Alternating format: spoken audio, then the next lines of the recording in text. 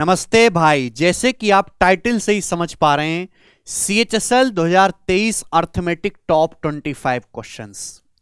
तो इस वीडियो में मैं आपको जो हमारा CHSL का पेपर हुआ है जिसमें टोटल 40 शिफ्ट बनी थी, टोटल 1000 क्वेश्चंस थे, उसमें अर्थमेटिक के बेहतरीन या सबसे बेहतरीन 25 सवाल मैं आपको सॉल्व करवाऊंगा अपने अंदाज में।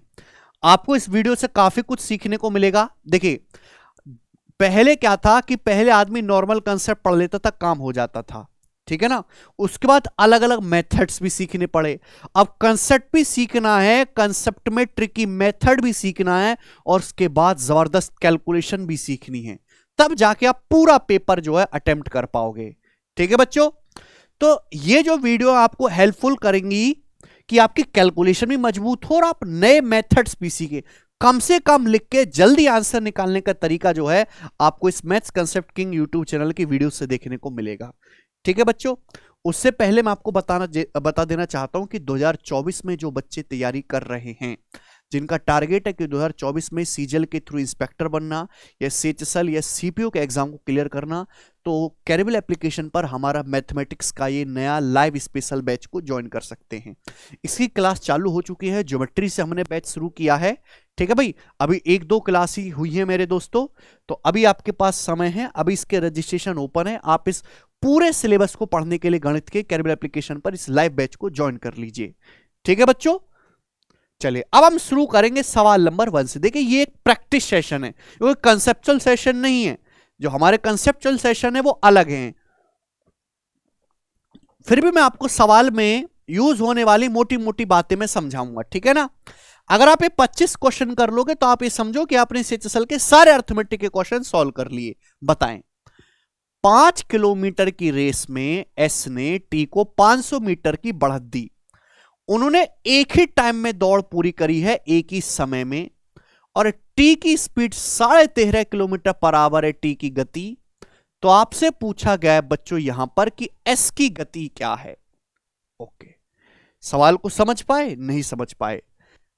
देखो बच्चों, एक रेस है 5 किलोमीटर की, एस ने टी को 500 मीटर की बढ़त दी। इस बात का मतलब यह है कि एस तो दौड़ेगा यहां से और टी जोड़ेगा 500 मीटर आगे से। 500 मीटर का मतलब होता है 0.5 किलोमीटर। 500 मीटर क्या होता है? आधा किलोमीटर ही तो होता है। ये जो दूरी है 0.5 किलोमीटर है मेरे प्यारे भाई। ये बात समझ में आ रही है? आप बोलोगे हाँ सर, यानी कि ये पूरी रेस कितनी की? पूरी रेस है 5 किलोमीटर की, यानी कि एस को तो मेरे प्यारे भाई ये पूरा दौड़ना है, पूरा यहां से यहां तक, जबकि टी को केवल ये दौड़ना है। दोनों ने सेम टाइम पर रेस पूरी करी, यानी कि जितने टाइम में एस 5 किलोमीटर दौड़ा है, उतने ही टाइम में हमारा टी जो है 4.5 किलोमीटर दौड़ा है। बोला टी की स्पीड 13.5 है, तो आपसे पूछा है एस की स्पीड क्या है। दोनों ने सेम टाइम पर रेस पूरी की, इस बात का मतलब ये है, इस बात का मतलब क्या है कि जितने टाइम में एस पूरा 5 किलोमीटर दौड़ा है, उतने ही टाइम में हमारा टी ये 4.5 किलोमीटर दौड़ा है। 4.5 किलोमीटर, 5 में से 0.5 माइनस करेंगे, यानी कि सेम टाइम में उनके द्वारा चले, अगर टाइम सेम है तो डिस्टेंस डायरेक्टली किसके प्रोपोर्शनल होती है? स्पीड के। यानी कि उनके द्वारा चलेगी डिस्टेंस का रेशियो है, तो ये एस और टी की स्पीड का रेशियो भी होना चाहिए मेरे दोस्तों। अगर टाइम फिक्स है, जितने टाइम में दोनों सेम टाइम पे रेस पूरी कर रहे हैं, एस ने 5 किलोमीटर दौड़ा, टी ने 4.5 किलोमीटर दौड़ा, तो ये इनकी स्पीड का रेशियो आएगा। टी की स्पीड है 13.5। अब मैं यहां से रेशियो को काट भी सकता हूं, पर जरूरत नहीं है। 4.5 के लिए सवाल में 13.5 दिए 3 गुना, तो बच्चों 5 की वैल्यू भी 3 गुना आ जाएगी, यानी कि 15। तो एस की स्पीड आ गई 15 किलोमीटर पर आवर। यही सवाल का आंसर है। बताओ बच्चों, क्या तकलीफ है इस सवाल में? कोई तकलीफ नहीं। आगे चलेंगे, बहुत इंटरेस्टिंग और एक जबरदस्त सवाल आपके सामने। 1600 रुपए के MRP वाले एक वस्तु पर Y% और Z% के 2 सक्सेसिव डिस्काउंट दे गए। परिणाम स्वरूप वह वस्तु 1056 रुपए में बेची गई। नीचे दिए गए ऑप्शन में से कौन सा विकल्प Y और Z के मानों का एक सेट नहीं हो सकता है? देखो, आज तक मैंने तो कभी इस तरह की लैंग्वेज किसी डिस्काउंट के सवाल में देखी नहीं है।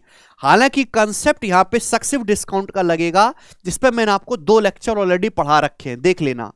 देखो बस, तो एक वस्तु का जो है एमआरपी है 1600 रुपए, यही बोला है ना। एक वस्तु का मार्क प्राइस है 1600 रुपए, इस पर दो डिस्काउंट दिए गए, एक Y% का एक Z% का, और फाइनली वस्तु को बेचा गया है 1056 रुपए में। तो आप मुझे बताओ वस्तु पर नेट डिस्काउंट कितना दिया गया, कोई मुझे बताएगा। अगर 1600 रुपए का सामान 1056 में बेचा गया तो डिस्काउंट है 544 रुपए का। कितने के एमआरपी पर? 1600 के एमआरपी पर। परसेंटेज में कितना? इनटू 100%। आप बोलोगे हाँ जी सर बिल्कुल सही। अब यहां से ये इससे कट जाएगा मेरे दोस्तों, तो कितना जाएगा भाई? 16 तिया 48, 6 बच जाएगा, 16 चौका 64, 34% डिस्काउंट। यानी कि ओवरऑल उस सामान पे 34% डिस्काउंट दिया गया है। यानी कि Y% और Z% का सक्सेसिव जो है, Y और Z का सक्सेसिव कितना आना चाहिए? 34% के बराबर आना चाहिए। तो मुझे एक एक ऑप्शन को चेक करना पड़ेगा कि किस ऑप्शन में Y और Z का सक्सेसिव 34 नहीं बन रहा। पहला ऑप्शन लेते हैं, 22 और 15.5 का सक्सेसिव। तो देखो X और Y का X% और Y% के सक्सेसिव डिस्काउंट क्या होता है? X + Y - XY / 100। तो 22 + 15.5 हो जाएगा जी 37.5 माइनस 22 गुणा 15.5 कितना हो जाएगा बच्चे? ये आ जाएगा 11 गुणा 31। भाई 22 को 15.5 को मैं 31/2 लिख सकता हूं ना, तो 2 से 22 11 बार कट जाएगा बटे 100। यानी कि मैं देखते ही समझ गया मेरे प्यारे भाई कि ये तो कहीं से भी 34 नहीं आने वाला है, क्योंकि 11 की जब मैं 31 में गुणा करूंगा तो 310 और 31 341 हो जाएगा। ये है भाई, क्लियर है? आप बोलोगे हाँ जी सर बिल्कुल सही, बटे 100 भी तो है यहां पर। और जब 341 को मैं 2 से भाग दूंगा तो मेरे प्यारे भाई इसमें से घटा के 34 तो कतई नहीं आने वाला ये। यानी कि ये पहला ऑप्शन ही आ गया, 22 और 15.5 का सक्सेसिव 34 नहीं होता। मुझे आगे चेक करने की जरूरत ही नहीं पड़ी, मेहनत मेरी बच गई। बाकी आप हर ऑप्शन में बन रहा होगा। जैसे एग्जांपल के लिए 12-25 का निकालो, तो 12 + 25 - 12 गुणा 25/100। देखो इसका सक्सेसिव 34 ही आएगा, जरूरत नहीं है वैसे। 25 चौका 100, 4 तिया 12, 25 + 12 37, 37 - 3 34 आ रहा है कि नहीं आ रहा है? हाँ जी आ रहा है। हर एक ऑप्शन का 34 बनेगा सिवाय पहले ऑप्शन के, ठीक है ना। तो ऑप्शन में से ही चेक करने वाला सवाल है। आगे चलेंगे, सवाल नंबर 3 बताएं बच्चों। देखिएगा यह सवाल है दर्जी की बेईमानी वाला। एक दर्जी एक थोक व्यापारी से अस्तर के कपड़े खरीदता है और माप टेप का उपयोग करके उसे धोखा देता है जो सामान्य टेप से 5 सेंटीमीटर लंबा है। ठीक है, दर्जी विभिन्न कपड़ों की सिलाई करते समय ग्राहकों को लागत मूल्य प्रदान करता है और माप टेप का उपयोग करता है जो सामान्य टेप से 5 सेंटीमीटर छोटा है। प्रॉफिट परसेंटेज कितना हुआ? देखिए, एक दर्जी पहले क्या होता है, किसी थोक व्यापारी से कपड़ा खरीद के ला रहा है और जब अपने ग्राहक को कपड़ा बेच रहा है वहां पर भी अपने ग्राहक को जो है बेईमानी करके दे रहा है, 5 सेंटीमीटर छोटा कपड़ा दे रहा है वो। ध्यान से सुनिएगा मेरे प्यारे भाई, यानी कि वो खरीदते समय और बेचते समय दोनों टाइम बेईमानी कर रहा है। ओवरऑल प्रॉफिट पूछा है। पहली बात तो ये समझो कि सामान्य टेप का मतलब क्या होता है। जब आप किसी दर्जी से कमीज सिलवाने जाओगे तो उसके पास इतने 1 मीटर का नाप होता है उसके पास। तो सामान्य टेप का मतलब होता है 1 मीटर या फिर 100 सेंटीमीटर, और उसी से कपड़ा नापा जाता है।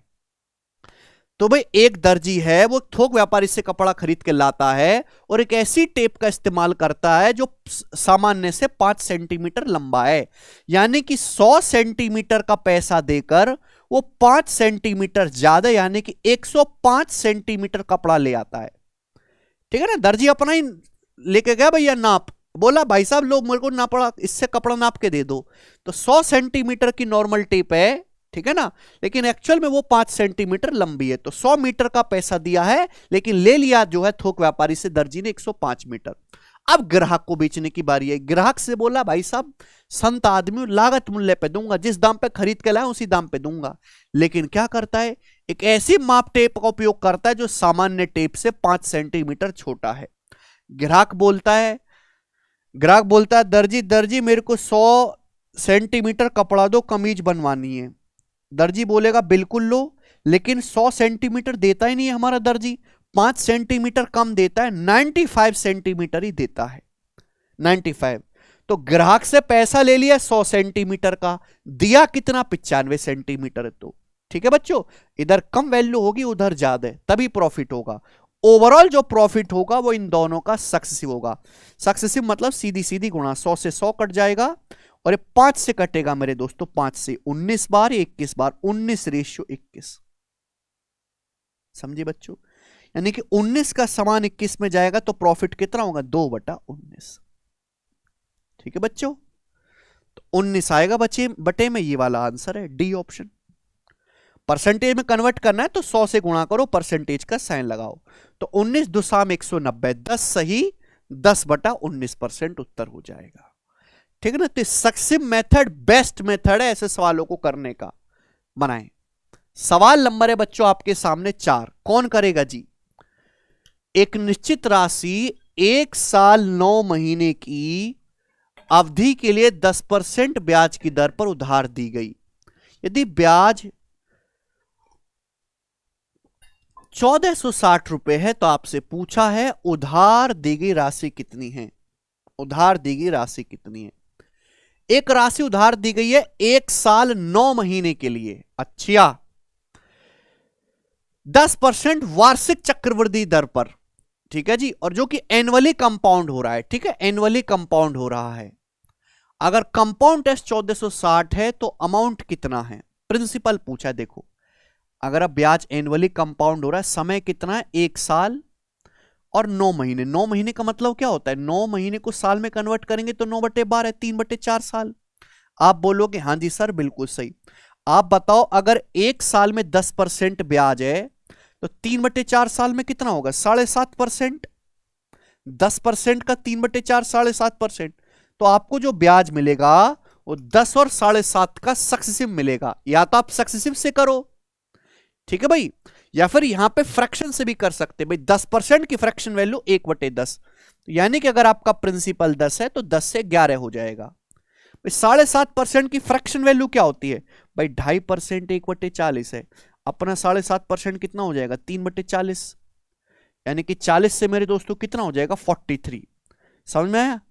तो यानी कि सीधी सीधी मल्टीप्लाई, कंपाउंड टेस्ट भी तो सक्सेसिव होता है। यानी कि अगर आपका प्रिंसिपल 400 है तो अमाउंट कितना आएगा मेरे दोस्तों, 430 + 43, 473। ठीक है ना, प्रिंसिपल 400 तो अमाउंट कितना हो जाएगा, 473। तो आपको ब्याज कितना मिलेगा प्यारे भाई, ब्याज कितना मिलेगा, 73 ब्याज मिलेगा। ब्याज मिला कितना है, 1460 रुपए। तो साफ साफ दिखाई दे रहा है कि दुगुना है, 73 दूनी 146, 20 गुना। तो प्रिंसिपल भी कितना होगा, 400 का 20 गुना, यानी कि 8000 रुपए। तो प्रिंसिपल 8000 रुपीज है मेरे प्यारे भाई। ठीक है ना, ऑप्शन नंबर डी करेक्ट है। ठीक है ना। तो 10% और 7.5% का सक्सेसिव निकालना था। आप फॉर्मूले से भी निकाल सकते हैं, रेशियो से भी, आपकी इच्छा है दोस्त। समझ में आई बात। आप बोलोगे हाँ जी। अगला सवाल, सवाल नंबर है 5, ये बताएंगे। ये जो सवाल है ना, ये सवाल जब मैंने पेपर में देखा मेरी आत्मा खुश हो गई, क्योंकि आज से ठीक 5 साल पहले 2017 में मैंने सेम क्वेश्चन क्रिएट किया था। सेम क्वेश्चन, उसमें डाटा मैंने थोड़ा और अच्छा बनाया था कि मुझे उम्मीद थी कि कभी ना कभी एग्जामिनर मेरी तरह जरूर सोचेगा, और वो मैं 5 साल से अपनी शीट में करवा रहा हूं, मिक्सर की शीट में, आप देखिएगा। ठीक है, तो जो बच्चे बैच में पढ़ रहे हैं वो कहते थे सर ये तो बहुत ही तगड़े लेवल का सवाल है, कैसे आएगा पेपर में। मैंने कहा आएगा, सब्र करो। ठीक है, आया है देखो आज, और खूब मजा आएगा आपको। मल्टीप्लाइंग फैक्टर से हम सवाल करते हैं। From a cask filled with wine 75 litre are first drawn and replaced with water. From this mixture 60 litre are drawn and replaced with water. The ratio of wine to water in the cask is now 3:2। How many liter of wine did the cask initially hold? आपसे पूछा है कि cask में initially कितने litre शराब थी, कितने litre wine थी। यानी कि कास्क की जो है मेरे प्यारे भाई वॉल्यूम, आपसे कैपेसिटी पूछिए, कास्क की कैपेसिटी पूछी है, तो मेरे दोस्तों मैंने मान लिया सी मान ली, या वी मान लेते हैं। या सी मान लेते हैं, क्या फर्क पड़ता है, कुछ भी मान लो। ठीक है भाई, तो ध्यान से सुनिएगा मेरे प्यारे भाई। आपके पास एक बर्तन है, वो पूरा शराब से भरा हुआ है।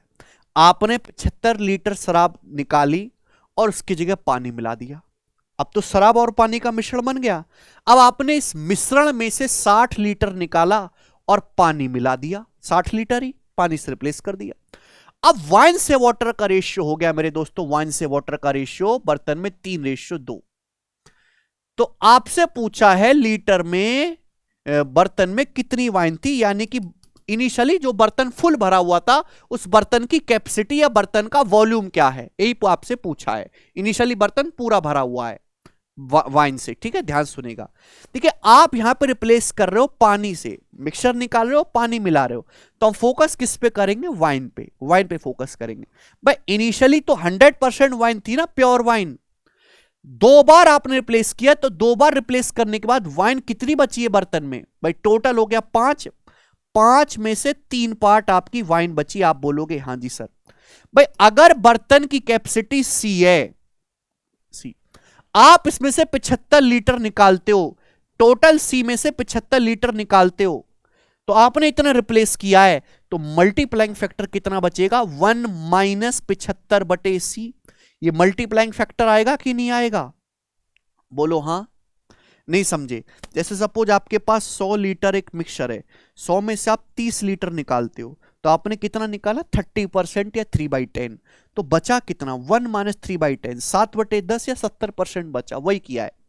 फिर आपने 60 लीटर निकाला, भाई टोटल क्वांटिटी सेम रहेगी, जितना आप निकालो उतना ही पानी मिला रहे हो, तो सी में से आपने 60 लीटर निकाला, तो मल्टीप्लाइंग फैक्टर कितना बचेगा जी मेरे दोस्तों, ये 1 माइनस 60/c।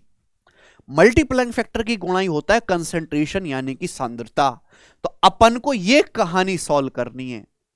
अब मैं इसको सॉल्व करूंगा तो ये तो बहुत ही भयंकर इक्वेशन बनेगी, तो ये सॉल्व करने का सवाल है ही नहीं, इसलिए बच्चे घबराते थे।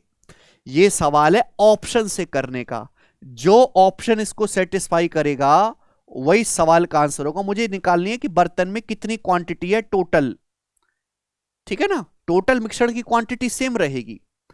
तो मैं एक ऐसी आसान सी वैल्यू लूंगा जो नीचे 5 फेंक दे, 75 और 60 की सगे वाली हो। 75-60 का सगे वाला नंबर 300 है बेटा, 300। तो मैं आसान ऑप्शन चेक करूंगा 300।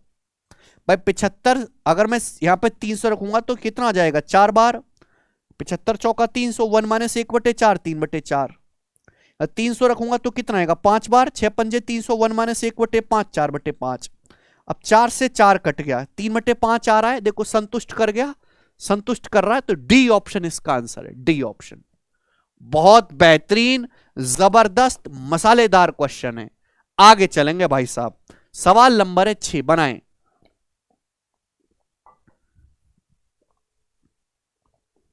कौन करेगा, इन टीयर्स, टी साल में, simple interest earn on a certain amount at the rate of 10% per annum is 5/8 of principal amount. T साल में 10% के रेट ऑफ इंटरेस्ट से जो सिंपल इंटरेस्ट है वो प्रिंसिपल का 5/8 है, ठीक है। If the rate of interest is made 3/4 of 10%, यदि ब्याज की दर को 10% का 3/4 कर दिया जाता है, and the simple interest remains same, simple interest मेरे दोस्तों सेम रहता है, which of the following statements is true about the changed value.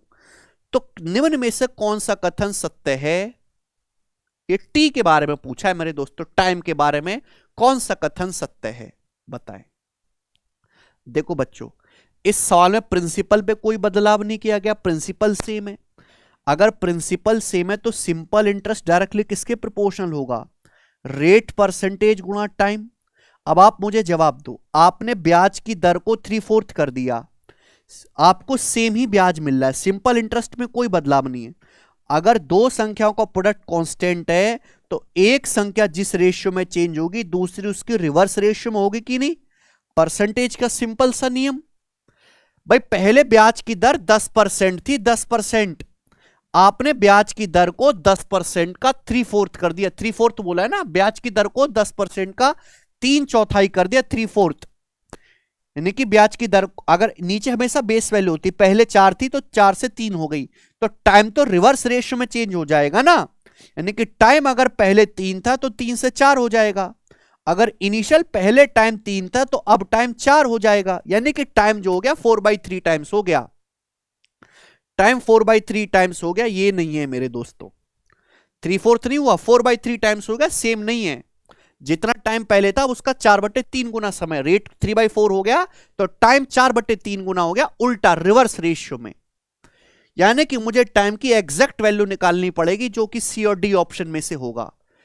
यानी कि पहली लाइन का इस्तेमाल करो, बोला है टी साल में जो सिंपल इंटरेस्ट है किसी धनराशि पर वो प्रिंसिपल का 5/8 है। सिंपल इंटरेस्ट जो है वो प्रिंसिपल का 5/8 है, यानी कि प्रिंसिपल 8 है तो आपको सिंपल इंटरेस्ट मिला है 5। 8 रुपए पर 5 रुपए ब्याज है, परसेंटेज में कितना होता है 62.5%। 62.5% यानी कि 62.5% आपको ब्याज मिला है, जबकि ब्याज की दर है 10%। एक साल में 10% ब्याज है। अगर आपको 62.5% ब्याज टोटल मिला है, जबकि एक साल में 10% ब्याज मिला होता, ब्याज की दर एक साल में 10% ब्याज है, तो 62.5% ब्याज कितने साल में मिलेगा, डिवाइड कर दो 6.25 ईयर्स में। यानी कि पहले जो टाइम था वो 6.25 ईयर्स था, पहले टाइम था 6.25 ईयर्स। 6.25 का मतलब 25/4, पहले टाइम था 25/4 साल। अब आप टाइम कितना हो गया, 3 की वैल्यू 25/4 है तो 4 की वैल्यू क्या आएगी, 4 ऊपर 3 नीचे, 25/3 साल। इनके टाइम हो गया बच्चों 25/3 साल। ठीक है भाई। देखो डिक्रीज तो हुआ नहीं है, टाइम इंक्रीज हुआ। अच्छा ये भी मुझे करने की जरूरत नहीं थी, मैं तो ऑप्शन से उड़ा लेता ना, ये आंसर है ना ये। टाइम बढ़ गया, टाइम 3 से 4 हो गया तो टाइम डिक्रीज तो हुआ नहीं, इंक्रीज हुआ है, तो मैं ये सब करता भी नहीं तो भी आंसर आ जाता। मैं ध्यान ही नहीं दिया मैंने, डिक्रीज है बेटा, ठीक है ना। तो 4 की वैल्यू 25/3 आ गई, यानी कि 8:1/3, तो इट इंक्रीजेस टू 8:1/3 ईयर्स। सवाल केवल ऑप्शन से किया जा सकता था, बहुत अच्छा सवाल है। अच्छा नहीं इसलिए कि मुश्किल है, अच्छा इसलिए कि इसकी लैंग्वेज बहुत बढ़िया है, फ्रेश एकदम। आगे चलेंगे, अगला सवाल बनाएंगे बच्चों, सवाल नंबर है 7। कौन करेगा भाई। 2 साल के एंड में 20,000 की राशि पर चक्रवृद्धि ब्याज 2,050 रुपए है 2 साल में। तो बोला है तीसरे वर्ष के अंत में चक्रवृद्धि ब्याज ज्ञात करें। यह आसान सवाल सीएचएसएल का बहुत बेसिक। देखो बच्चों, आप जानते हैं कि प्रिंसिपल है 20,000, 20,000 रुपए पर 2 साल में 2,050 रुपए ब्याज मिला है। कितना परसेंट है जरा आप मुझे बताओ, ये परसेंटेज में कितना परसेंट है, कितना परसेंट है ये। तो आप कहोगे सर 10.25% है कि नहीं, 10.25% है। बोलो 10.25%, यानी कि 2 साल में आपको 10.25% ब्याज मिला 2 साल में। और 10.25% अगर आपको 2 साल में ब्याज मिला तो ब्याज की दर कितनी है 5%। भाई 5 और 5 का 2 बार सक्सेसिव तो 10.25 होता है। 5 + 5 + 5 गुणा 5/100, 5 + 5 10 + 25/100 0.25, यानी कि ब्याज की दर 5% है। तो 5% के हिसाब से 20,000 का मेरे प्यारे भाई आपसे पूछा है। कंपाउंड टेस्ट 3 साल के एंड में 5 5 5 का 3 बार सक्सेसिव होगा, 15.7625%। भाई 5 5 का देखो, 5 10 15 20 25 30 स्टैंडर्ड परसेंटेज है, स्टैंडर्ड रेट है, इनका सारा हिसाब किताब होना चाहिए। 5% का 3 बार सक्सेसिव होता है 15.7625%। हालांकि मैं ट्री बना के भी कर सकता हूं, मैं गोल्डन रेशियो से भी कर सकता हूं, बट यहां पे बहुत इजी डाटा है तो मैं ज्यादा टेंशन क्यों पालूंगा। यानी कि 20,000 रुपए का 15.7625% आपको मिलेगा। ठीक है बच्चों, यानी कि 3,000 से तो बढ़ाएगा मेरे प्यारे भाई। ठीक है बच्चे, और एंड में मेरे दोस्तों ये सी ऑप्शन आएगा, 3.5 नहीं होगा। ठीक है, परसेंटेज से तो मेरे दोस्तों कट ही जाएगा 2 जीरो। अब 25 दूनी 50 और 76 दूनी ये आपका 52 आएगा मेरे दोस्तों। ठीक है ना, ओके 50 और 152, तो 152.5 आएगा एंड में। C option must be the answer. समझ में आया? बोलो, क्लियर है? हालांकि आप यहां पे ट्री भी बना सकते हैं भाई, 20,000 है, 20,000 का 5% 1,000, फिर 1,000, फिर 1,000 है भाई। ये क्या होगा? 1,000 का 5% 50, या 50 है तो यहां 100 आएगा, और ये 50 का 5% कितना मिलेगा? 50 का 5% 2.5, तो यानी कि ये सब ऐड करना है, तो एंड में 2.5 आएगा और 3,000 से बड़ा आएगा, तो ये आंसर है। ठीक है बच्चों, दोनों ही रास्ते आपके पास है, बनाओ। सवाल नंबर है बच्चे आपके सामने यहां पर 8 करेंगे। एक दुकानदार 40 रुपए पर किलोग्राम वाली चीनी को 42 रुपए में बेचने का दावा करता है, लेकिन गलत मशीन का इस्तेमाल करके 600 ग्राम के स्थान पर चूना लगाता है, अपने ग्राहक को केवल 550 ग्राम चीनी देता है, उसका प्रॉफिट परसेंटेज बताओ। दुकानदार कहता है 40 की चीनी 42 में, 40 रुपए की चीनी खरीद के ला रहा है, ग्राहक को 42 की दे रहा है, भाई ये तो बिजनेस है। लेकिन यहां तक संतुष्टि नहीं उसकी आत्मा को। ग्राहक कहता भाई साहब 600 ग्राम चीनी दे दो, लेकिन दुकानदार 550 ग्राम ही देता है, तो बेईमानी करके प्रॉफिट कमाया। ओवरऑल जो प्रॉफिट होगा वो इन दोनों का सक्सेसिव होगा मेरे प्यारे भाई। आप बोलोगे हाँ जी सर बिल्कुल सही। ठीक है भाई, अब 2 दूनी 4 और ये 21, अब 2 से 3, यानी कि 55:63, तो 55 का सामान 63 में बिका, तो प्रॉफिट कितना हुआ? 8 का, तो 55 पे 8 रुपए का प्रॉफिट हुआ है मेरे दोस्तों। ठीक है जी, तो यानी कि मेरे दोस्तों 16 पंजे 80, 16% से तो कम ही आएगा। 55 का 15% आ जाएगा 75, और फिर 7.5, नहीं 15% से कम ही आएगा, ये आंसर है ए ऑप्शन। 15% से कम आएगा। अगर मैं 55 का 55 पे 8 रुपए प्रॉफिट हो रहा है, 55 का 15% निकालू तो कितना आता है? आपको समझना चाहिए कि 50 का 15% 7.5, फिर 5 का 15% 0.75। जब मैं इनको ऐड करूंगा तो 8 से क्रॉस नहीं कर गया? क्रॉस कर गया कि नहीं? तो answer will be less than 15। खत्म, आगे चलेंगे। सवाल नंबर है बच्चे आपके सामने 9। ए और बी 1400 मीटर लंबे वृत्ताकार ट्रैक पर दौड़ रहे। ए की स्पीड 33 है, बी की स्पीड 47 है। वो एक ही टाइम पर एक ही बिंदु से अपोजिट डायरेक्शन में, ये लाइन इंपॉर्टेंट है, अपोजिट डायरेक्शन में दौड़ना शुरू करते हैं। वो कितने समय बाद दूसरी बार मिलेंगे? पहली बार नहीं, दूसरी बार कब मिलेंगे? बहुत अच्छा सवाल। ठीक है ना, जैसे यहां पे सुनेगा कि दो लोग एक ही पॉइंट से चलना शुरू करते हैं एक साथ अपोजिट डायरेक्शन में, तो अब बताओ पहली बार कितने टाइम के बाद मिलेंगे? टाइम, पहली बार टाइम बराबर डिस्टेंस बटे अपोजिट डायरेक्शन में रिलेटिव स्पीड, तो 33 प्लस 47 कितना आ जाएगा? 80। ये आ जाएगा भाई अभी 35/2, 17.5 सेकेंड, यानी कि वो 17.5 सेकेंड के बाद पहली बार मिलेंगे। देखो जब वो 17.5 सेकेंड के बाद मिल लिए, तो दोबारा फिर से 17.5 सेकेंड बाद मिलेंगे। यानी कि कहानी ये होती है कि हर 17.5 सेकेंड के बाद इनका मिलन होगा। पहली बार 17.5 सेकेंड पे मिल लिए, फिर दोबारा से घूम के 17.5 सेकेंड पे मिलेंगे, फिर दोबारा घूम के 17.5 सेकेंड में मिलेंगे, यानी कि दूसरी बार वो मिलेंगे 17.5 का दुगुना 35 सेकेंड के बाद। ये आंसर है, कुछ नहीं है सवाल में। What the mean proportional of 8.41 and 16.81? 8.41 और 16.81 का मीन प्रोपोर्शनल यानी कि मध्य अनुपातिक बताना है। देखो दो संख्याओं का मीन प्रोपोर्शनल क्या होता है बेटा? ए और बी का मीन प्रोपोर्शनल होता है रूट ए बी, इनकी सीधी सीधी मल्टीप्लाई। 8.41 का 2.9 और 16.81 का 4.1, ये आएगा मेरे दोस्तों। क्लियर है? तो यानी कि दशमलव के बाद आएंगे 2 डिजिट और आएगा 9, यानी कि मेरे दोस्तों ये आंसर नहीं है। ठीक है बच्चे, आप बोलोगे हाँ जी सर। अब देखना है कि इनमें से कौन सा आंसर है। 2.9 इंटू 4.1, अब 4.1 की अगर 3 में भी गुणा करी जाए तो 12.3, तो 12.3 से 0.41 कम आएगा मेरे प्यारे भाई, यानी कि 12.3 से ये कम आएगा, तो आंसर है ये। अगर 4.1 का 3 गुना भी करते तो 12.3 होता, 12.3 से कम आएगा, तो C option must be the answer.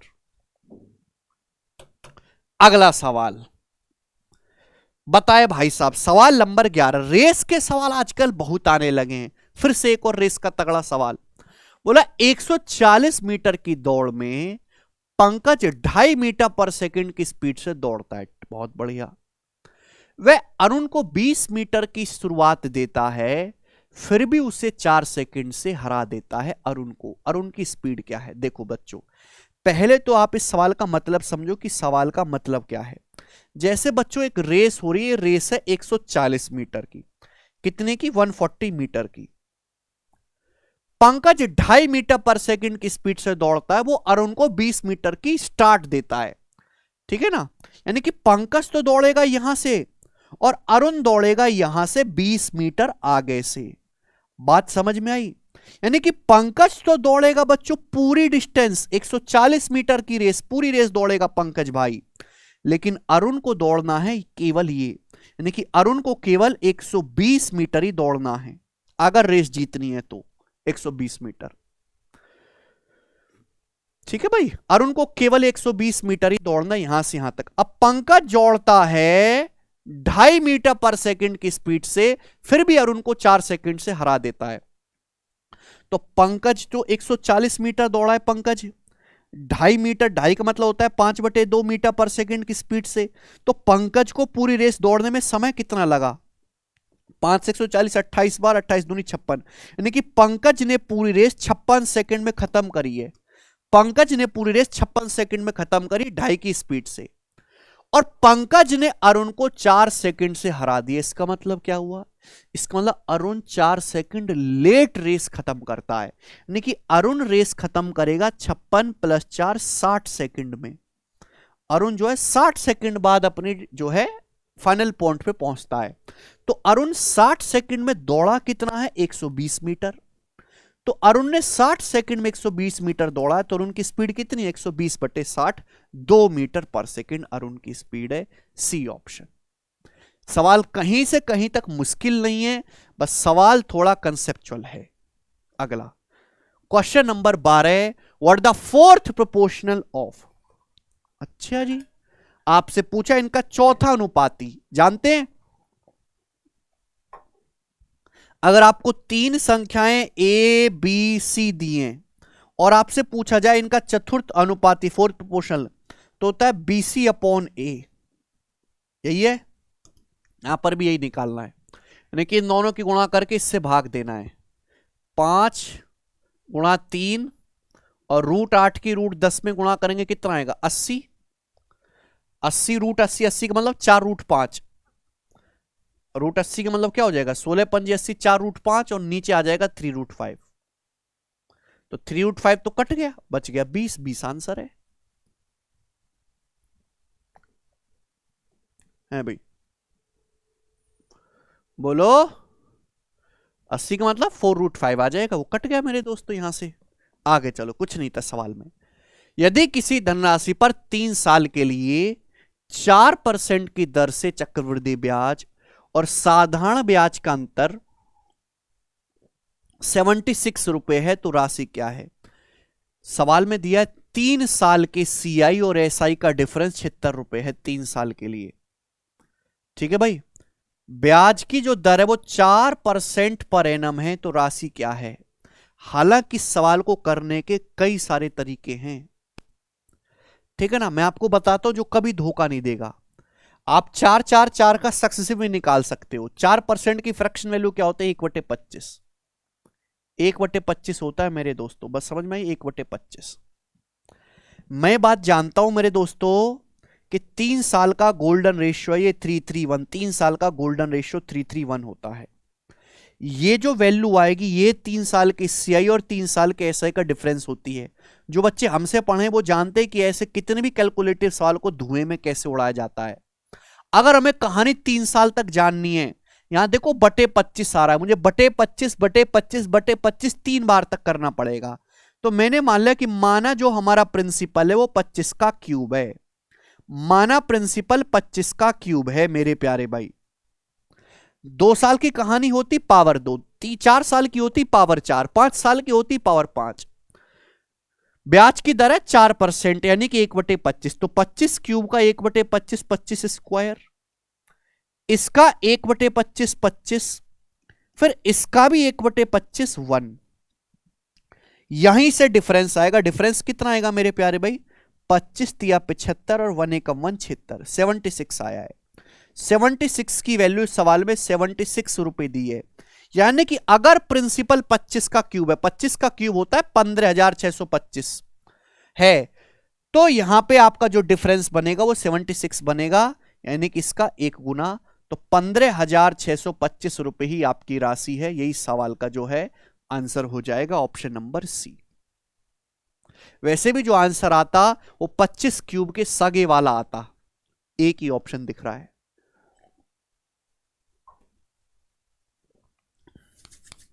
ठीक है, ये अकेला तरीका नहीं सवाल को करने का, तरीके और भी हैं मेरे दोस्तों, बट मेरे को यही सबसे अच्छा लगता है। बताइएगा, मोहन ने कार से एक निश्चित यात्रा पूरी की। मोहन ने कार से, बहुत बढ़िया। उसने 30% दूरी 90 की स्पीड से, 45% दूरी 135 की स्पीड से, बाकी दूरी 75 की स्पीड से तय करी है। उसकी एवरेज स्पीड बताओ कितना है किलोमीटर पर आवर में। देखो, यहां मैं लिख रहा हूं स्पीड, यहां मैं लिख रहा हूं डिस्टेंस। आप अच्छी तरीके जानते हैं कि डिस्टेंस बराबर एवरेज स्पीड बराबर टोटल डिस्टेंस बटे टोटल टाइम टेकन। भाई 30% डिस्टेंस गया है मेरे दोस्तों 90 किलोमीटर पर आवर की चाल से। फिर 45% डिस्टेंस क्या है? 45% डिस्टेंस 135 की चाल से। बाकी दूरी गया है वो कितने की? 75 की चाल से। बाकी दूरी है कितनी? 30 और 45 75 यानी कि 25%। ये आया मेरे प्यारे भाई। यानी कि उसके द्वारा जो चली गई डिस्टेंस है, डिस्टेंस का रेशियो मेरे दोस्तों ये है। देखो देखो भाई, एवरेज स्पीड आपको निकालनी। एवरेज स्पीड बराबर टोटल डिस्टेंस बटे टोटल टाइम टेकन। यही है ना? यही तो है सवाल में, और तो कुछ नहीं है। अब आप बताओ दिक्कत क्या है कि यहां पे आपको डिस्टेंस का रेशियो दिया है, मुझे यहां पे टाइम निकालना पड़ेगा। टाइम बराबर निकलेगा डिस्टेंस बटे स्पीड करे, यही तो निकलेगा टाइम। अगर डिस्टेंस की वैल्यू ऐसी हो कि स्पीड से आसानी से कटे तो टाइम आसानी से निकल जाएगा। अगर मैं यहां से टाइम निकालूंगा तो 1/3, यहां से भी 1/3, यहां से भी 1/3। तो मेरे दिमाग में घंटी बजी कि अगर मैं इस पूरे रेशियो को 3 से गुणा कर दूं, 3 से गुणा, भाई 30 तिया 90 रेशियो है ना, 30 तिया 90 किलोमीटर, ये 135 किलोमीटर मेरे प्यारे भाई, और यहां 3 से गुणा मेरे दोस्तों, ये 75 किलोमीटर। यानी कि टोटल डिस्टेंस होगी इन तीनों को जब मैं जोड़ूंगा, तीनों को जब मैं दौड़ूंगा तो कितना आएगा? 300। तो टोटल डिस्टेंस आप गए 300। समय कितना लगा? 90 किलोमीटर 90 की स्पीड से 1 घंटा, 135 की स्पीड से 1 घंटा, 75 की स्पीड से 1 घंटा। तो टोटल समय लगा आपको 3 घंटा 300 जाने में। तो एवरेज स्पीड आ जाएगी 100, 300/3, 100 किलोमीटर पर आवर। तो देखिए ये एक आसान डाटा का सवाल था, तो मैंने थोड़ा जुगाड़ लगा के कर लिया। ठीक है ना, जुगाड़ मेथड। यस, अगला सवाल आपके सामने फेंक के मारते हैं 15। सबसे बड़ी संख्या कौन सी होगी जो 3 से विभाज्य है लेकिन 9 से विभाज्य नहीं है? अच्छा, इन चारों ऑप्शन में से बताना है। अच्छा, आपको यह दिया है कि सबसे बड़ी संख्या 32A 78B कौन सी है, यानी कि यहां पे A और B का खेल किया गया है। एक ऐसी संख्या जो 3 से तो डिविजिबल हो बट 9 से डिविजिबल ना हो। इसका मतलब आपको समझना होगा मेरे प्यारे भाई, क्या समझना होगा आपको कि संख्या ऐसी होनी चाहिए जिसका डिजिटल सम 3 से कटे, बट डिजिटल सम 9 नहीं होना चाहिए। तो ये सवाल डिजिटल सम वाला है। डिजिटल सम लगाओ, 2 और 7 9 और 3 8 11, 11 का मतलब 2, 2 + A + B, ये आया डिजिटल सम। बात समझ में आई? आप बोलोगे हाँ जी सर बिल्कुल सही, यही आया है। ठीक है बच्चे, अब ध्यान से सुनिएगा मेरे प्यारे भाई, मुझे संख्या की मैक्सिमम वैल्यू लेनी है, ग्रेटेस्ट नंबर लेना है। यह नंबर 9 से डिविजिबल नहीं होना चाहिए, तो इसका डिजिटल सम, अगर मैं इसका डिजिटल सम 18 बना लूंगा, 18 का मतलब ही तो 9 होता है, तो भाई 9 से कट जाएगा, तो डिजिटल सम 18 ना बना के 15 बनाओ। भाई अगर किसी संख्या का डिजिटल सम 15 है तो 3 से तो कटेगा, बट 9 से नहीं कट पाएगा, तो 15 बनाना होगा। 15 बनाने के लिए 2 ऑलरेडी है, तो इसकी वैल्यू मुझे बनानी पड़ेगी 13, यानी कि a प्लस भी 13 होना चाहिए। 4 1 5, 9 7 16, अब इन दोनों में से 6 7 13, 9 4 13। अगर मुझे संख्या की मैक्सिमम वैल्यू लेनी है, अधिकतम, तो देखो a जितना बड़ा लूंगा नंबर उतना बड़ा होगा, a जितना बड़ा लूंगा नंबर उतना बड़ा होगा, तो मुझे a को मैक्सिमम लेना है। अगर a को मैक्सिमम लेना है तो भाई 2 अंकों का योग 13 आना चाहिए, तो a को मैक्सिमम आप 9 ले लो और b को 4 ले लो, ये रास्ता बचा। यानी कि आ जाएगा मेरे प्यारे भाई यहां पे, अच्छा 9 और 4, ये रहा 9 और 4, तो आंसर हो गया डी ऑप्शन, 329784। ये नंबर है, इसका डिजिटल सम 15 है, तो 3 से तो कट जाएगा, बट 9 से नहीं कट पाएगा। मैक्सिमम लेना है तो भाई ये वाला नंबर बड़ा होना चाहिए, जो पहले आ रहा है वो वैल्यू बड़ी होनी चाहिए, जो बाद में उसको देखते रहेंगे कुछ भी।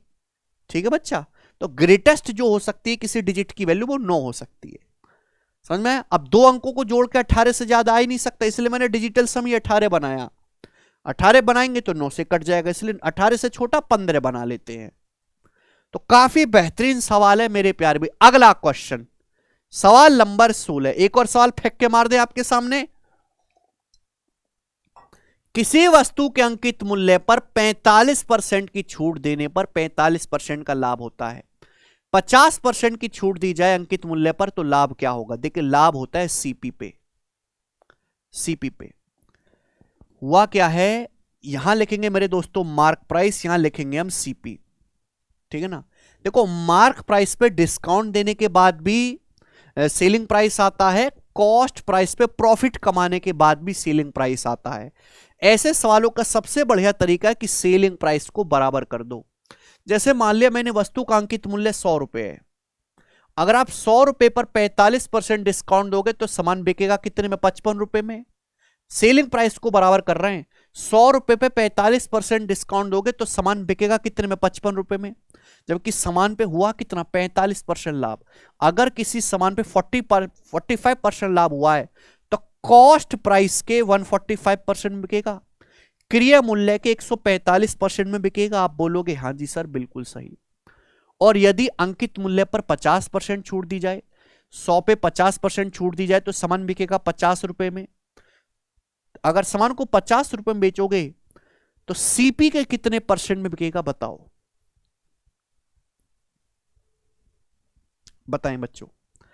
55 की वैल्यू आपको दी है मेरे दोस्तों, 50 की वैल्यू पूछी है, तो यहां से बताओ अगर 55 की वैल्यू 145 है तो 5 की वैल्यू क्या है? 11 से भाग देंगे, 145 बटे 11, दोनों तरफ 11 से भाग देंगे, ये है। तो 50 की वैल्यू चाहिए, 50 की वैल्यू क्या आएगी? घटा देंगे भाई। अगर मैं 55 में से 5 माइनस कर दूंगा आ जाएगा कि नहीं? तो आएगा 145 माइनस 145 बटे 11। बोलो, तो नीचे तो 11 आएगा, यानी कि ये इस आपका सामान जो बिकेगा इतने में बिकेगा। अब 100% से जो भी एक्स्ट्रा है वो आपका प्रॉफिट है। 100% से कितना एक्स्ट्रा? ये 100% से कितना एक्स्ट्रा है? पहले तो 45 ही हो गया, 45 ही हो गया, और ये माइनस का 45 और माइनस 145 बटे 11।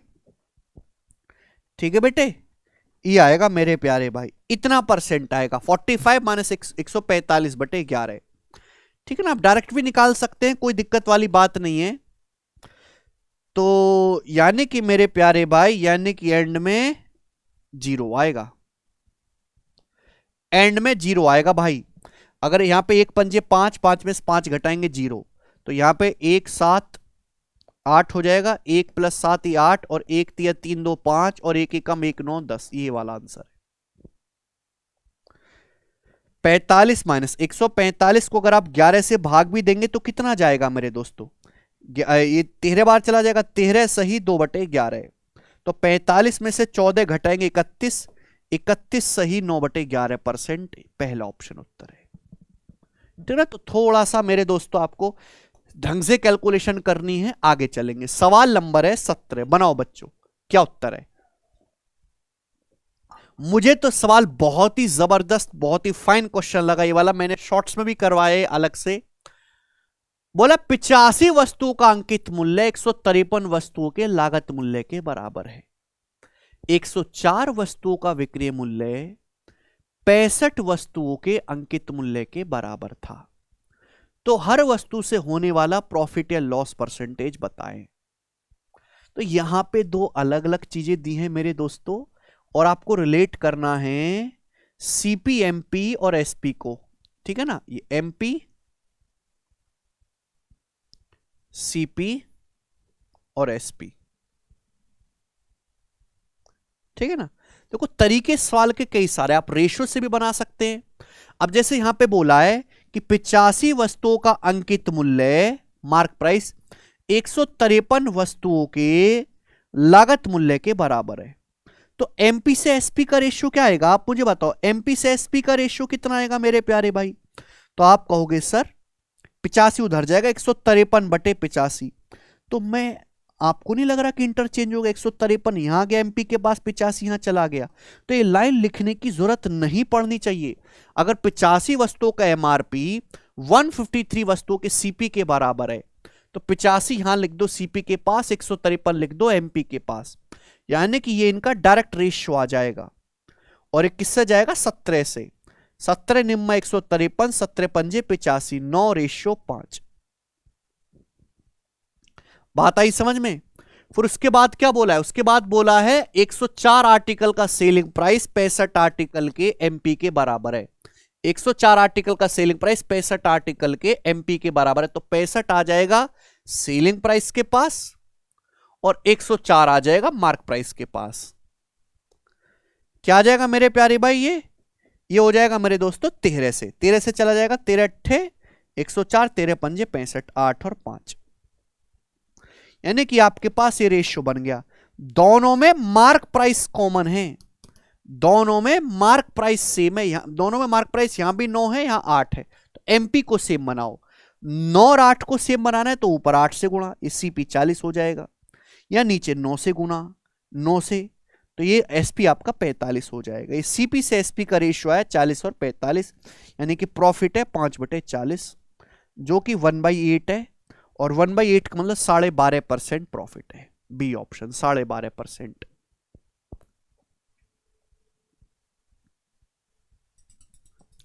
तो देखो ये सवाल हमने किया है रेशियो से। इस सवाल को करने का एक तरीका और है भाई, आपसे सवाल में प्रॉफिट पूछा तो मेरी नजर बाज की तरह एकदम क्लियर है कि मेरे को सीपी से एसपी का रेशियो निकालना है, यानी कि मार्क प्राइस को गायब करना है, मार्क प्राइस को। अब पहली लाइन जो दी है वो ये बोली है कि 85 आर्टिकल का जो मार्क प्राइस है वो 153 आर्टिकल के सीपी के बराबर है। ये पहली लाइन दी है। दूसरी लाइन जो आपको दी है वो ये दी है इस प्रकार से कि 104 आर्टिकल का सेलिंग प्राइस 65 आर्टिकल के एमपी के बराबर है, यानी कि 65 आर्टिकल का मार्क प्राइस बराबर हो गया 104 आर्टिकल का सेलिंग प्राइस। ठीक है ना, ऐसे लिख सकता हूं मैं भाई। मुझे तो सीपी से एसपी का रेशियो चाहिए, मार्क प्राइस गायब है, इसलिए मैंने मार्क प्राइस पहले लिख लिया। अगर मैं इन दोनों को डिवाइड कर दूंगा तो देखो ये नहीं चला जाएगा, चला नहीं गया। 17 पंजे 85, 17 निम्मा 153, 13 पंजे 65, 13 अट्ठे 104, 5 से 5 कट गया, 8 ऊपर 9 नीचे, तो 8/9 आ गया। क्या सीपी से एसपी का रेशियो, अगर सीपी से एसपी का रेशियो ये है, यानी कि क्रिय मूल्य 8 है तो सेलिंग प्राइस 9 है, 8 का समान 9 में जाएगा तो कितना प्रॉफिट होगा, 1/8, 12.5% का प्रॉफिट होगा। ये उत्तर हो गया। तो ये भी एक इसको करने का बढ़िया तरीका है, बेहतरीन तरीका। आगे चलते हैं। सवाल नंबर है आपके सामने 18। नाउ ये सवाल कई बच्चों ने पूछा दोस्त, कई बच्चों ने। फेसबुक के डाउट ग्रुप पे भी ये सवाल कई बार जो बच्चों ने पोस्ट किया है। जबरदस्त मेरे दोस्तों सवाल है जो पूछा है सीएचएसएल में। 120 मीटर की दौड़ में पीएस को 6 मीटर से हरा देता है। ठीक, पहली लाइन का मतलब समझो, 120 मीटर की दौड़ में पीएस को 6 मीटर से हरा देता है, फुल स्टॉप। यानी कि अगर एक रेस होती है 120 मीटर की, तो पी तो हमारा 120 मीटर दौड़ेगा, लेकिन एस 6 मीटर कम दौड़ पाएगा, 6 मीटर से हारेगा। एस दौड़ेगा 114 मीटर। यानी कि सेम टाइम में भाई दोनों लोग दौड़ना शुरू करेंगे, रेस होगी, पी रेस पूरी खत्म कर लेगा 120, और एस 6 मीटर पीछे रह जाएगा, एस 114 मीटर ही दौड़ पाएगा। यानी कि सेम टाइम है, टाइम दोनों सेम टाइम में, पी 120 मीटर दौड़ेगा तो एस 114 है। यानी कि सेम टाइम में वो इतनी दूरी दौड़ते हैं, तो जो इनकी डिस्टेंस का रेशियो है वही उनकी स्पीड का रेशियो होगा। जितने टाइम में पी 120 मीटर दौड़ता उतनी टाइम में हमारा एस 114 मीटर दौड़ पाएगा, 6 मीटर से हार जाएगा। तो यानी कि पी और एस की स्पीड का रेशियो क्या है, 20:19। पहली लाइन से ये पता चला कि दोनों की स्पीड का अनुपात आपको दिया है 20 और 19। ठीक है बच्चे, आप बोलोगे हां जी सर। यदि एस 7.5 मीटर की बढ़त के साथ शुरू करता है एस, और यह 100 मीटर की दौड़ है, तो दौड़ कौन जीतेगा और कितने मीटर से जीतेगा? बहुत बढ़िया सवाल, ध्यान सुनेगा भाई। अगर एक रेस होती है 100 मीटर की, 100 मीटर की, यही बंदे दौड़ते हैं पी और एस। एस 7.5 मीटर का स्टार्ट से दौड़ता है, यानी कि भाई पी तो दौड़ना शुरू करेगा यहां से, स्टार्टिंग पॉइंट से, और एस दौड़ेगा यहां से, यानी कि 7.5 मीटर आगे से एस। तो आप बताओ रेस कौन जीतेगा और कितनी दूरी से जीतेगा? यानी कि पी को तो पूरा 100 मीटर दौड़ना है, और एस को दौड़ना है केवल ये, एस को दौड़ना है ये 92.5 मीटर। अगर एस रेस के लिए 92.5 मीटर, तो रेस कौन जीतेगा मेरे प्यारे भाई? एक बात बताओ, कौन जीतेगा?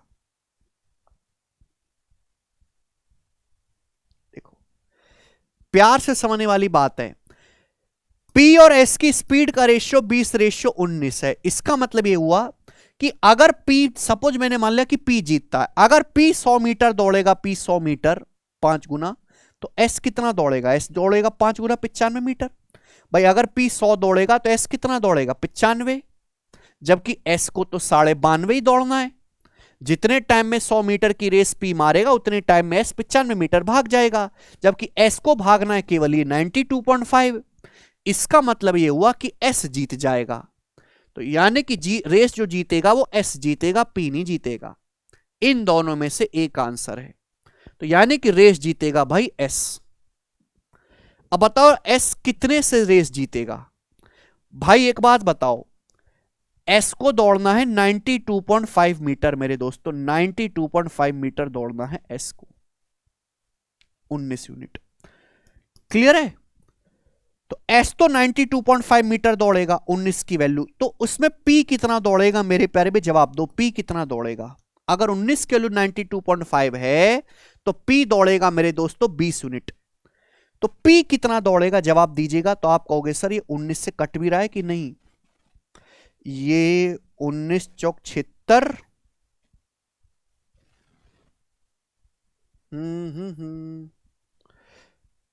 92.5 मीटर। अगर एस 7.5 मीटर की शुरुआत है ना, तो पी दौड़ेगा हमारा 20। ओके, ये आंसर अप्रोक्स में है भाई। तो 92.5 मीटर जो है आपका, अगर 19 यूनिट की वैल्यू है तो एक की वैल्यू इतनी होगी, तो 20 की वैल्यू मेरे दोस्तों इतनी हो जाएगी। यानी कि एस जितने टाइम में एस 92.5 मीटर दौड़ेगा, पी इतना ही दौड़ पाएगा, जबकि पी को दौड़ना है 100 मीटर। तो पी जो है मेरे प्यारे भाई इतनी दूरी से रेस हार जाएगा। हार जाएगा कि नहीं? आप बोलोगे हां जी सर बिल्कुल सही। तो 0 से ये मेरे दोस्त यहां पे दशमलव हटा लेते हैं, अभी आ जाएगा 1850।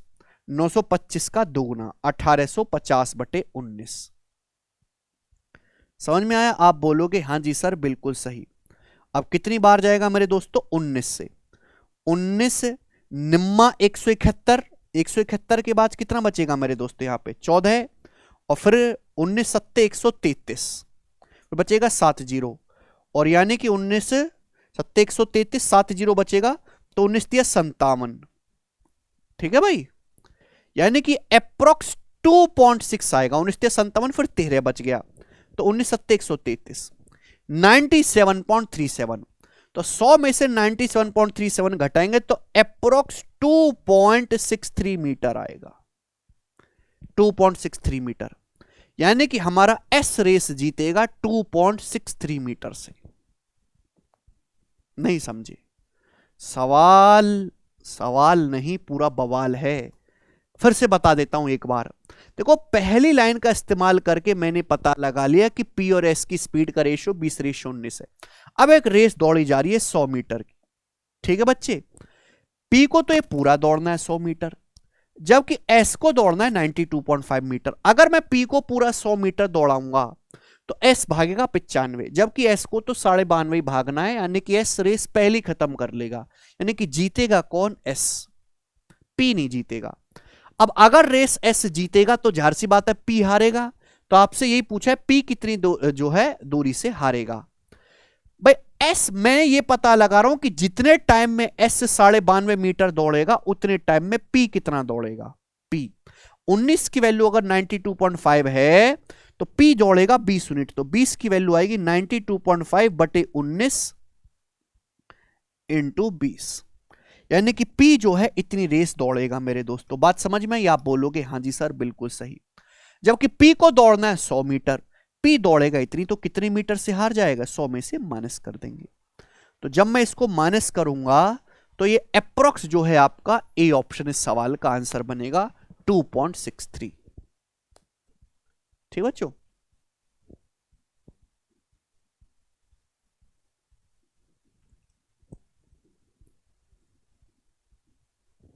यहां तक किसी बच्चे को कोई समस्या? कोई समस्या नहीं, मस्त सवाल है मेरे दोस्तों। आगे चलते, सवाल नंबर है 19। From a cask of milk containing 64 litre, 8 litre are drawn out and the cask is filled up with water. If the same process repeated a second time then a third time what will be the proportion of milk to water in the resulting mixture। बहुत आसान सवाल है ये तो, concentration का। आपके पास 64 litre का एक जो है दूध का कंटेनर है, 64 लीटर का, उसमें से 8 लीटर निकालते हैं और पानी से रिप्लेस कर देते हैं, पानी से भर देते हैं। इस प्रोसेस को आपने दोबारा किया, फिर आपने, अब तो मिक्सचर बन गया ना, फिर आपने 64 लीटर मिक्सचर निकाला और 8 लीटर पानी मिलाया, फिर तीसरी बार किया। अब मिल्क से वाटर का रेशियो क्या होगा? तो देखिए, आप हर बार पानी से रिप्लेस कर रहे हैं तो फोकस किस पे करेंगे? मिल्क पे। 64 लीटर का बर्तन है, आप उसमें से हर बार कितना निकालते हो? 8 लीटर पानी निकालते हो 1/8, तो मल्टीप्लाइंग फैक्टर कितना आएगा? 7/8।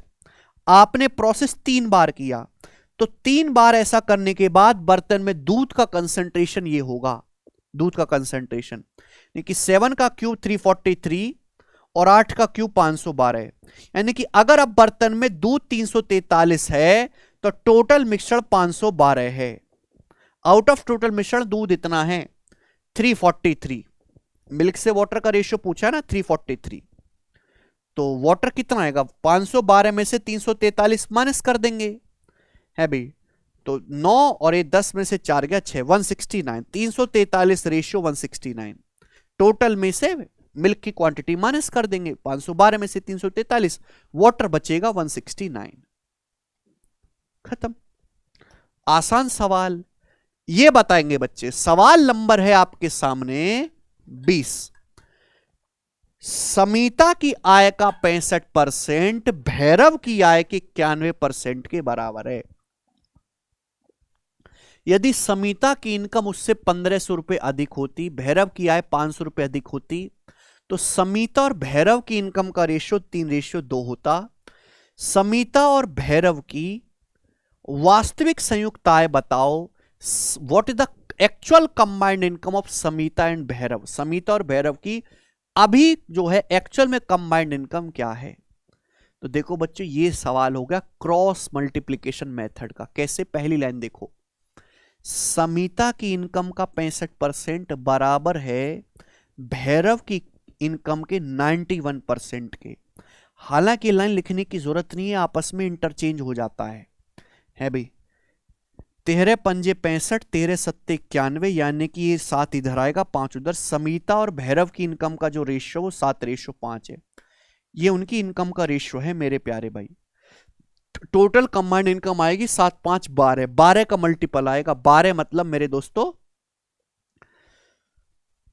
ठीक है, 3 का मल्टीपल आएगा। तो ये जो है ये आंसर हो गया 3 का मल्टीपल। अकेला ऑप्शन ही है डी, अकेला ऑप्शन, खत्म सवाल। कुछ करना ही नहीं था इस सवाल में। तो भाई एक्चुअल इनकम क्या आएगा, दोनों का कंबाइंड इनकम 7 5 12 है, 3 का मल्टीपल, एक option available in the market, खत्म। अगर ये सवाल सॉल्व करना है तो भाई समिता और भैरव की इनकम का रेशियो 7 5 बोला है। अगर समिता की इनकम 1500 रुपए ज्यादा होती, 1500 रुपए ज्यादा है, और भैरव की इनकम 500 रुपए ज्यादा होती, तो इनकी इनकम का अनुपात हो जाता 3:2। तो हर एक सवाल में क्रॉस मल्टीप्लीकेशन मेथड लगता है। जिस सवाल में आपको इनिशियल रेशियो दिया है उसमें चेंज दिया है और फाइनल रेशियो दिया है, लग जाएगा। 7 दूनी 14, 3 पंजे 15, 14 और 15 का डिफरेंस 1 यूनिट।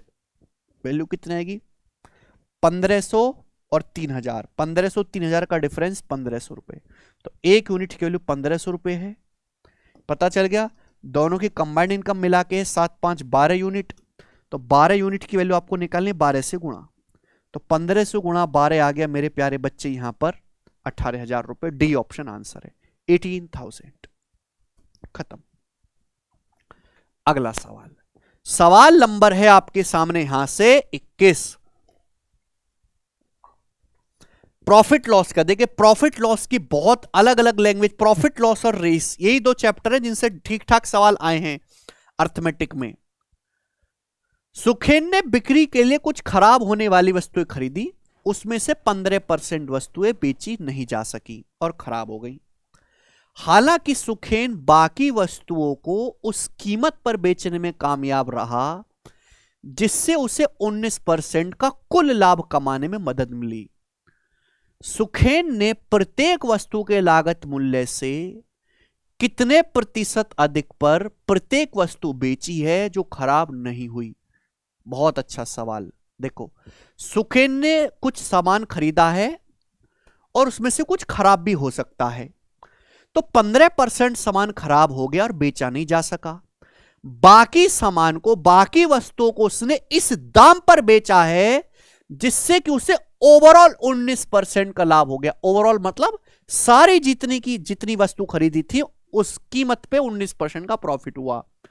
तो सुखेन ने जो सामान बेचा है वो कितने परसेंट अबव दाम पे बेचा है कॉस्ट प्राइस से, बताएं बच्चों। तो देखो बच्चों, मैंने मान लिया, माना एक वस्तु 1 रुपए की है, माना एक वस्तु का जो सीपी है वो 1 रुपए है, ये मान लिया मैंने। ये सब लिखने की जरूरत नहीं, मैं आपको समझाने के लिए कर रहा हूं। माना एक वस्तु का सीपी जो वो 1 रुपए है,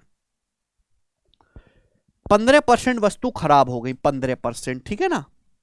चलो अच्छा, देखो कई सारे रास्ते हैं मेरे दोस्तों। माना एक वस्तु का जो सीपी है वो 1 रुपए है। जैसे सुखेन ने 100 वस्तु खरीदी है, 100, माना सुखेन ने 100 वस्तु खरीदी है 100, तो 100 में से 15% खराब हो गई, तो बची कितनी, 85 वस्तुएं। 85 वस्तुएं, इधर मैं वस्तु लिख रहा हूं। माना सुखेन ने 100 वस्तु खरीदी, हर वस्तु 1 रुपए की है, तो 100 वस्तु में से 15% खराब होगी, तो बची कितनी, 85 वस्तुएं। और 85 वस्तुएं इस दाम पर बेची है कि 19% का लाभ हो गया। अगर एक वस्तु 1 रुपए की खरीदी है तो 100 वस्तु होंगी 100 रुपए की, 100 वस्तु 100 रुपए की। अगर 100 रुपए पे 19% का लाभ हुआ तो सामान बिका कितने में, 119 रुपए में। 119 में बिका कि नहीं, आप बोलोगे हाँ जी सर। तो 85 वस्तु 119 में बिकी है, यानी कि कितने गुना है बताओ, 17 पंजे 85, 17 सत्ते 119, यानी कि हो गया 1.4 टाइम्स। यानी कि एक वस्तु बेची है 1.4 रुपए की, तो 1 रुपए की वस्तु खरीद के जो है वो 1.4 रुपए की बेच रहा है भाई। तो 40% एबव मार्क किया है कि नहीं? 40% अधिक दाम पर उसने बेचा है। ए ऑप्शन आंसर है, ए ऑप्शन। बोलो।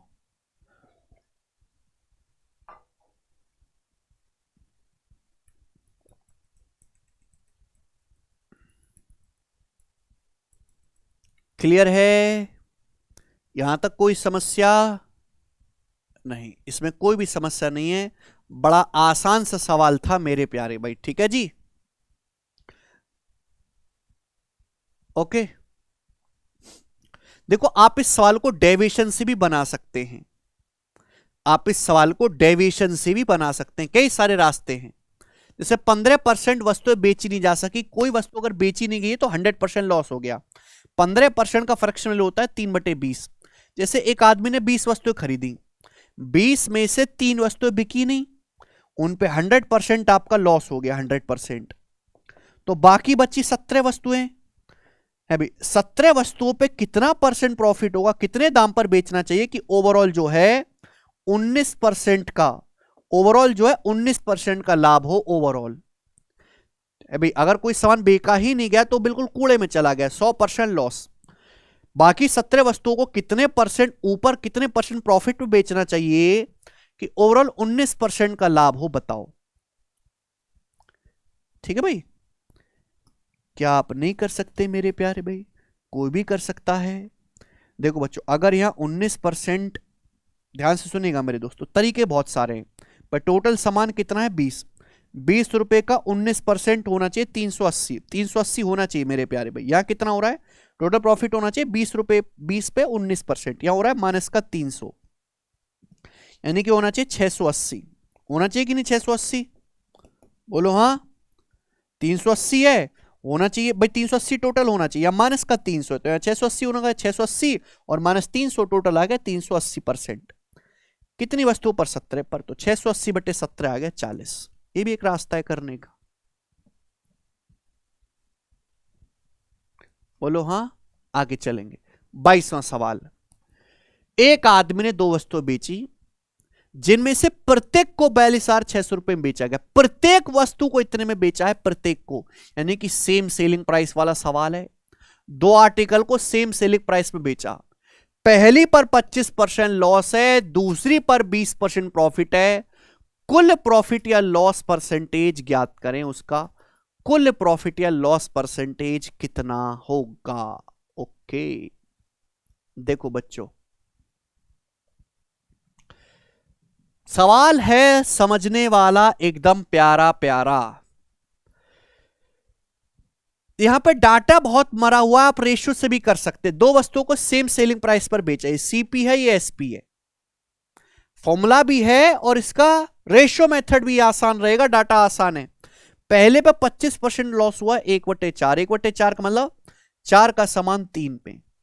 दूसरी पे 20% प्रॉफिट हुआ, 1/5, 1/5, 1/5 मतलब 5 का समान 6 में। अब दोनों का सेलिंग प्राइस तो सेम होना चाहिए ना भाई, दोनों को सेम सेलिंग प्राइस में बेचा, इसकी कोई जरूरत नहीं, कंफ्यूज करने के लिए दिया है। सेलिंग प्राइस सेम है क्या? यहां 3 है 6, सेम बनाना पड़ेगा। तो भाई 2 से गुणा, 2 चौक 8 और ये 2 3 6, देखो हो गया मेरे दोस्तों सेम। यानी कि अल्टीमेटली हुआ क्या, 13 रुपए का टोटल सामान 12 में बिक गया, तो 1 रुपए का लॉस हो गया 13 पर। 1/13, 1/13 का मतलब अप्रोक्स 7.7% का लॉस, ये आंसर आ गया। Approx 7.7% loss. 8 5 13 का सामान 12 में बिक गया, तो 1/13 का लॉस हो गया, खत्म सवाल। इससे आसान कुछ था ही नहीं। सवाल नंबर 23 बना दो। चाशनी का सवाल है। एक जार में चाशनी और पानी के मिश्रण में 35% चाशनी है। इस मिश्रण के एक भाग को दूसरे मिश्रण से प्रतिस्थापित किया जाता है जिसमें 20% चाशनी है। अब इस मिश्रण में चाशनी का प्रतिशत 24 हो जाता है। नया मिश्रण प्राप्त करने के लिए इन मिश्रणों को किस अनुपात में मिलाया गया था? What is the ratio in which these mixture were mixed to obtain the new मिश्रण? नया मिश्रण प्राप्त करने के लिए इन मिश्रणों को किस अनुपात में मिलाया गया था? देखो, मिलाया कहां गया, तो रिप्लेस किया गया है, रिप्लेस किया गया ये तो। चलिए ध्यान सुनिएगा, आपके पास एक जार है जिसमें चाशनी और पानी का मिश्रण है। कितना चाशनी है? 35% चाशनी है। अब इस मिश्रण का एक भाग निकालते हैं और दूसरे मिश्रण से रिप्लेस कर देते हैं जिसमें 20% चाशनी है। चाशनी मतलब चीनी, ठीक है भाई।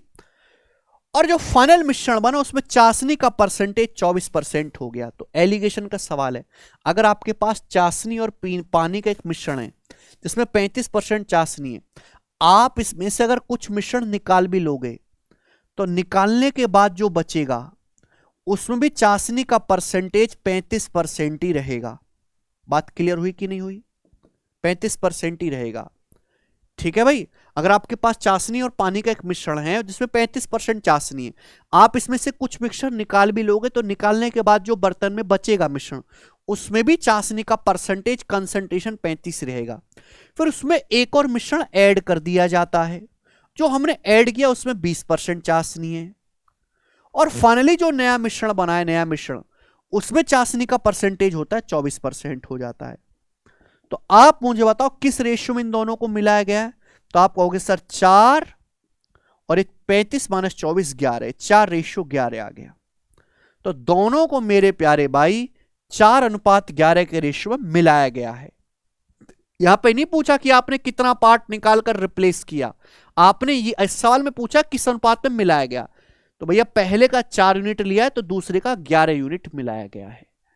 समझ में आया? आप बोलोगे हाँ सर यही आंसर हो जाएगा। अच्छी लैंग्वेज है इस सवाल की, ये बनाएंगे दोस्तों। सवाल नंबर 24, फिर से एक और मिश्रण का सवाल दिख रहा है। A cask having a capacity of 600 litre initially filled with wine, ये वाइन होगा मेरे दोस्तों। यहां पर एक बर्तन है जिसकी कैपेसिटी 600 लीटर है, वाइन से भरा हुआ है। हम इसमें से 22 लीटर वाइन निकालते हैं, फिर उसको रिप्लेस कर देते हैं वाटर से। अच्छा, वाटर से रिप्लेस कर देते हैं। इस मिश्रण से फिर हम 120 लीटर निकालते हैं और रिप्लेस कर देते हैं वाटर से। Further this from this further diluted मिश्रण, फिर इस मिश्रण से हम 120 लीटर और निकालते हैं, रिप्लेस कर देते हैं वाटर से। अच्छा, अब वाइन से वाटर का रेशियो हो गया 12:13। वाइन से वाटर का रेशियो 12:13 हो गया। तो आपस में आपसे पूछा है वाई की वैल्यू क्या है। 3 बार प्रोसेस हुआ है मेरे प्यार में। देखो, आप यहां पे पानी से रिप्लेस कर रहे हैं तो फोकस किस पे करेंगे? वाइन पे। 3 बार प्रोसेस करने के बाद बर्तन में वाइन और वाटर की क्वांटिटी का रेशियो 12:13 है। इसका मतलब टोटल अगर 12 + 13 25 है, टोटल अगर 25 है मेरे प्यारे भाई, तो उसमें से वाइन कितना है? 12 पार्ट। 3 बार आपने मिक्सचर निकाला है और पानी से रिप्लेस किया, और 3 बार ऐसा करने के बाद बर्तन में वाइन का जो कंसंट्रेशन है वो 12/25 है। इनिशियली बर्तन में जो वाइन थी वो प्योर वाइन थी, 100% वाइन का कंसंट्रेशन था, 600 लीटर वाइन थी। आपने 600 में से y लीटर निकाल के पानी से रिप्लेस किया, तो मल्टीप्लाइंग फैक्टर कितना आएगा? 1 - y/600 ही आएगा कि नहीं? यही आएगा कि नहीं आएगा? आप बोलोगे हाँ जी सर बिल्कुल सही। फिर आपने 600 में से 120 लीटर निकाल के पानी से रिप्लेस किया, यानी कि 1/5। कितना? 1/5। तो मल्टीप्लाइंग फैक्टर आएगा 4/5। फिर आपने दोबारा से 120 लीटर निकाल के पानी से रिप्लेस किया, फिर से मल्टीप्लाइंग फैक्टर आएगा 4/5। तो आपसे पूछा क्या इस सवाल में? y की वैल्यू पूछी है। या तो आप ऑप्शन से उठा लो या सॉल्व कर लो, इच्छा आपकी। अब तो कैसे भी हो जाएगा, 25 से 25 कट गया, ये 4 × 12, ये हो जाएगा 3/4, यानी कि y/600 आ जाएगा। 1 - 3/4 1/4। तो y का मान आ गया 150। 4 से 600 150 बार जाएगा। 150 सवाल का आंसर है भाई साहब। बताइएगा, बहुत ही प्यारा सवाल है, जबरदस्त। ऑप्शन से भी आप इसको उठा सकते हैं। ठीक है जी, आगे चलेंगे। सवाल नंबर भाई साहब आपके सामने आएगा 25। देखते हैं कौन बालक इस सवाल को करने की काबिलियत रखता है। लास्ट क्वेश्चन बच्चों आपके सामने है, लास्ट। बना दो, बनाइए भाई साहब, पूरी सख्ती के साथ बनाइए। 504 रुपए पर किलोग्राम, 540 रुपए पर किलोग्राम के चावल को तीसरी किस्म के साथ 1:2 के अनुपात में मिलाया जाता है। मिश्रण का मूल्य 612 है, तो तीसरी किस्म का मूल्य ज्ञात करें। आपने 3 टाइप के चावल को मिलाया है 1:1:2 के रेशियो में, है भाई, इस रेशियो में इजी दे दिया रेशियो, 504 वाला 540 वाला है भाई। और जो मिश्रण बनाए, मिश्रण का दाम है 612 रुपए पर केजी। तो आपसे पूछा तीसरी किस्म का प्राइस कितना होगा, तीसरी किस्म का price. This is the question of reverse deviation. Reverse deviation, 3 type के चावल को इस रेशियो में मिला है, मिश्रण का सीपी अगर 612 है तो भाई ये भी 612 होना चाहिए, ये भी 612 होना चाहिए, ये भी 612 होना चाहिए। लेकिन ये 612 से 504 कितना कम है, तो आप कहोगे सर 108 कम है, 108 रुपए कम है। 612 से 540 कितना कम है, तो आप कहोगे सर 72 रुपए कम है, ठीक है ना। तो 108 प्लस 72 कितना होगा, 180 रुपए कम है। तो बैलेंस करने के लिए 180 एक्स्ट्रा कर देते हैं, कितनी क्वांटिटी पर, 2 किलो की क्वांटिटी पर बटे 2 यानी कि 90। तो 612 प्लस 90 कितना हो जाएगा, 702। तो 702 इस सवाल का आंसर आ जाएगा, बी ऑप्शन। बहुत जबरदस्त।